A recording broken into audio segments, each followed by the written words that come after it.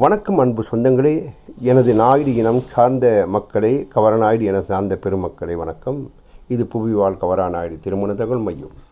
எங்கெங்கோ துளாவி, எங்கெங்கோ பணத்தை கற்றி, எங்கெங்கோ தேவையில்லாத செலவுகளை செய்து நம்பி ஏமாந்திருக்கும் எனது நாயுடு இன சொந்தங்களே, தேவையில்லாமல் உங்கள் பணத்தையும் காசையும் இழக்க வேண்டாம்.